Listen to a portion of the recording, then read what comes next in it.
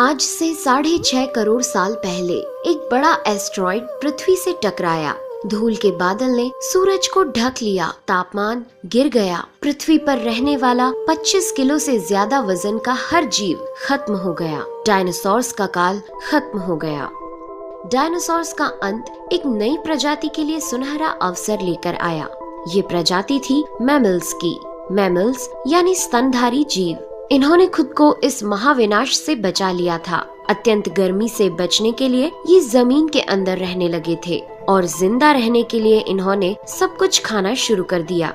इतने बड़े महाप्रलय के गुजरने के बाद धरती फिर से सामान्य हो गई थी। सतह पर फिर से नए पेड़ पौधे उगने लगे थे और धरती पर जो 5% जीव बच गए थे, उनमें एडाप्टिव रेडिएशन की प्रक्रिया से बहुत सारी नई प्रजातियां जन्म लेने लगी। इयोसीन इपोक में 5.5 करोड़ साल पहले बंदर जैसी प्रजातियां आई।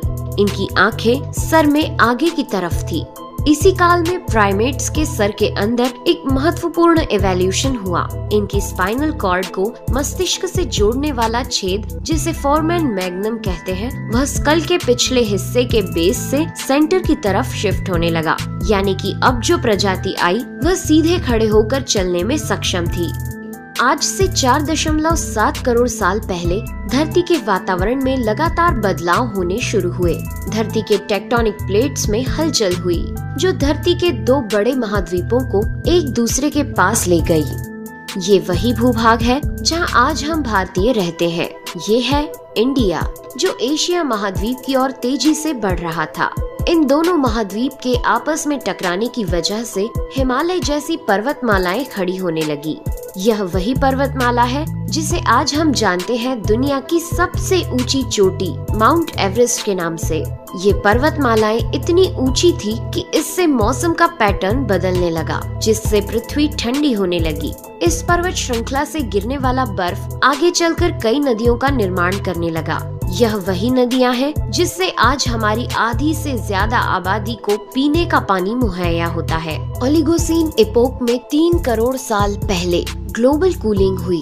घास के मैदान बढ़ने लगे और जंगल घटने लगे। तब ऐसे जानवर विकसित हुए जो खुले मैदान में रहने के लिए उपयुक्त थे, और इन्हीं में दूसरे जानवरों को खाने वाले जानवर भी विकसित होने लगे। 1 करोड़ साल पहले पृथ्वी वह रूप लेने लगी थी जिसे आज हम देख रहे हैं। धरती का वातावरण लगभग पूरी तरह से आज के समान बन चुका था और धरती के सारे महाद्वीप लगभग पूरी तरह से जाने पहचाने थे। लेकिन परिस्थितियां फिर बदलने लगी। 40 लाख साल पहले धरती की टेक्टोनिक प्लेट में एक बार फिर से हलचल हुई और अफ्रीका के पूर्वी इलाकों में एक नई पर्वत श्रृंखला का निर्माण हुआ। ये पर्वत श्रृंखला थी ईस्ट अफ्रीकन रिफ्ट वैली। इस पर्वत श्रृंखला के उभर जाने से यहाँ के हरे भरे जंगलों में आने वाली मौसमी हवा का मानसून पूरी तरह रुक गया और इस वजह से यहाँ के जंगलों में बारिश आनी बंद हो गई। यहीं इसी जंगल में रहते थे द ग्रेट एप्स। ये हैं हमारी काफी दूर के रिश्तेदार। हमारी ये पूर्वज कहलाते हैं पेरोलापिथिकस या पेरोला। हमारे परिवार की शुरुआत इसी ग्रेट एप्स से हुई। पेरोला पेड़ों पर रहते थे और फल खाते थे। वजनी होने के कारण ये एक डाल से दूसरी पर नहीं जा सकते थे, इसलिए ये हमेशा झूलते रहते थे। कभी कभी ये अपने 2 पैरों पर भी खड़े हो जाते थे। ये चल सकते थे। आम धारणा के उलट सीधे चलने की क्षमता जमीन पर नहीं बल्कि टहनियों पर विकसित हुई। बाइपेडलिज्म यानी 2 पैरों पर चलना इंसानों की नहीं बल्कि एप्स की खोज थी। आगे चलकर ये ग्रेट एप्स जलवायु और जगह के अनुसार बदल गए। कुछ चिंपैंजी और गोरिल्ला में विकसित हुए, कुछ इंसानों में विकसित होने शुरू हुए। वो पूरे अफ्रीका में फैले हुए थे। बारिश के बंद हो जाने से यहाँ के जंगल सूख गए, जिसका सबसे ज्यादा असर इन एप्स पर पड़ा। जंगल सूख जाने से इन एप्स के लिए खाने की समस्या उत्पन्न हो गई और इसीलिए अब ये पेड़ों से उतरकर खाने की तलाश में जमीन पर अपने कदम रखने लगे।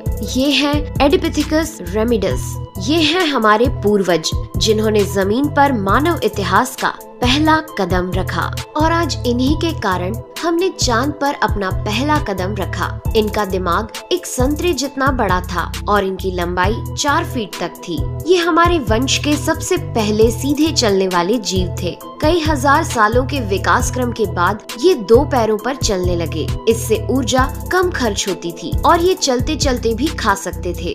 2 पैरों पर चलने से अब ये सीधे खड़े होकर दूर दूर तक नजर रख सकते थे। समय के साथ साथ विकास की प्रक्रिया चलती रही और हमारे पूर्वज धीरे धीरे विकसित होने लगे। 23 लाख साल पहले हमारे पूर्वजों का दिमाग काफी बड़ा हो गया था। ये थे होमो हेबिलियस। इन्होंने पहली बार पत्थर को हथियार की तरह इस्तेमाल करना शुरू किया। जैसे ही इस मामूली से पत्थर पर धारदार किनारा बना, हमारे पूर्वजों के पास एक हथौड़ा आ गया। हमें काटने का हथियार मिल गया, जिससे वह हजारों ऐसे काम कर सकता था जो वह पहले नहीं कर पाता था। पत्थर के इस्तेमाल ने अंगूठे और उंगलियों को मजबूती दी, जिससे हम और अधिक कुशल तरीके से इनका इस्तेमाल करने में सक्षम हो गए। समय बीतने के साथ ही हमारे पूर्वज अब समूह में अन्य जानवरों का शिकार करने लगे थे। ये थे होमो इरेक्टस, जो अन्य जानवरों से ज्यादा होशियार थे। इन्होंने ही सबसे पहले आग का इस्तेमाल करना सीखा। आग की खोज हमारे पूर्वजों के लिए सबसे बड़ी खोज थी। ये उन्हें गर्मी, रोशनी, अंधेरों और जंगली जानवरों से सुरक्षा देती थी और इसी वजह से अब परिवार भी बनने लगे। इन्होंने आग पर मांस को पकाना सीख लिया था। आग पर खाना पकाने का मतलब था कि मांस को चबाने और पचाने में ऊर्जा का कम खर्च होना और इसी वजह से ये ऊर्जा अब इनके दिमाग में खर्च होने लगी और इन्हें कैलोरी और ज्यादा ताकत मिलने लगी, जिससे हमारे पूर्वजों का दिमाग काफी बड़ा हो गया। 2 लाख साल पहले आज के इंसान ने अपना रूप ले लिया था। लैरिंग्स यानी आवाज की जो नली हमारे पूर्वजों में गले के ऊपर थी, वो नीचे आ गई थी। अब हम ज्यादा जटिल आवाजें निकाल सकते थे। हमने बोलना शुरू कर दिया था। पहली बार कोई जानकारी एक से दूसरे इंसान तक या एक से दूसरी पीढ़ी तक पहुंचने लगी थी। यही वो आखिरी विकास क्रम था जिसके बाद विकसित होकर हम बने। हम यानी होमो सेपियंस।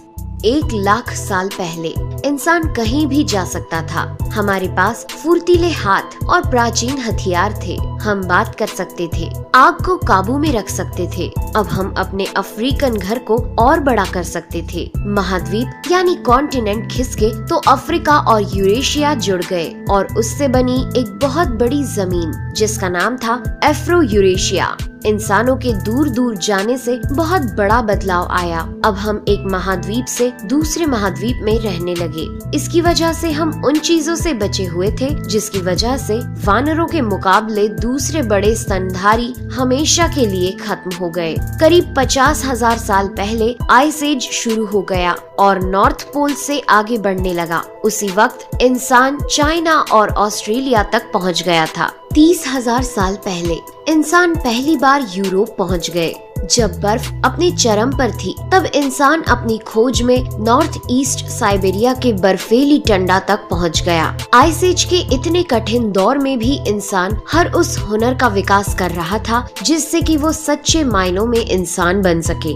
हमने खुद को उस माहौल में ढाल लिया। हम ज्यादा समझदार हो गए। उसके बाद हमने पूरी दुनिया में अपनी बस्तियां बसा ली। समुद्र किनारे से पहाड़ की चोटियों तक, हरे भरे मैदानों से लेकर पथरीले इलाकों तक हर जगह इंसान थे। हमारा हुलिया, त्वचा, बाल और आँखों का आकार जलवायु और जगह के अनुसार बदल गया। हमने अपनी आवश्यकता के हिसाब से खेती शुरू की और जानवरों को पालना शुरू कर दिया। हमने कस्बों और शहरों का निर्माण शुरू किया। उसके बाद हमारी सभ्यता और संस्कृति का जन्म हुआ। हमने विज्ञान और गणित का इस्तेमाल शुरू किया, जिससे हमें भविष्य में जाने के लिए ऊर्जा और तकनीक मिली। ये है हमारा समय। अब हम पूरी तरह विकसित हैं। हमारे जैसा इस धरती पर अब कोई जीव नहीं। आज हम जानते हैं कि हम कौन हैं, कहां से आए हैं, लेकिन ये तो बस शुरुआत है। अभी हमारा सफर खत्म नहीं हुआ है। हमें अभी और आगे जाना है। आने वाली चुनौतियों का सामना करना है। और खुद को और विकसित और आधुनिक बनाना है। दोस्तों, आज के एपिसोड में बस इतना ही। वीडियो अच्छा लगा हो तो प्लीज लाइक करें और चैनल को सब्सक्राइब कर हमारा सपोर्ट जरूर करें। यदि आप नए हैं तो इस चैनल पर हमारे बाकी वीडियोस भी विजिट जरूर करें।